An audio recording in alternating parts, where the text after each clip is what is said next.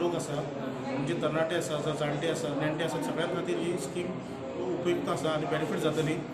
आनी कशें आसा हितून हे स्किमी अंडर कशें आसा की जे एक्सिडेंटल बेनिफीट आसा ती 2 लाखां पर्यंत आसा।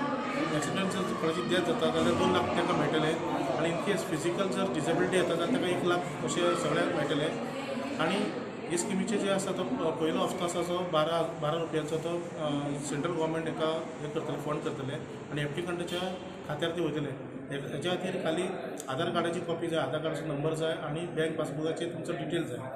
आनी ही जी स्कीम आसा ती सगळ्या आमच्या जे लोकांनी घेवची अशी हांव सगळ्या कडेन विनंती करता। ही श्रम जी योजना आसा ती ऑन्टरप्रिनर सेक्टर जे वर्कर्स आसा बेसिकली आनी कंपनीन कामां करता जे इंडस्ट्रीन काम करता जावं बस ड्रायव्हर आसा मोटरसायकल पायलट आसा आनी खंयचे हितून जर काम फिल्डान जर काम करता जे इन्कम टॅक्स भरना PF भरना हेच्या खातीर आसा।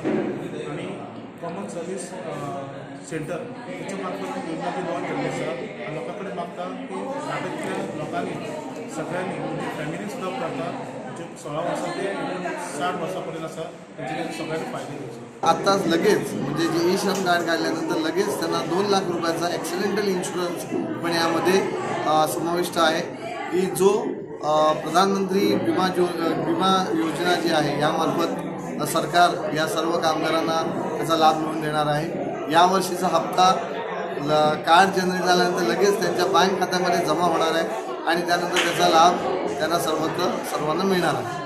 पण यापुढे जे ऑनररी सेक्टरमधील जेवढे लोक आहेत त्यांचा एक नॅशनल लेवलला डेटाबेस तयार होऊन त्यांच्यासाठी वेगळी स्कीम वेगळी योजना केंद्र सरकार आणि राज्य सरकारची येणार आहे। त्यासाठी हे सर्व लाभार्थी म्हणून त्याचे घोषित होणार आहे।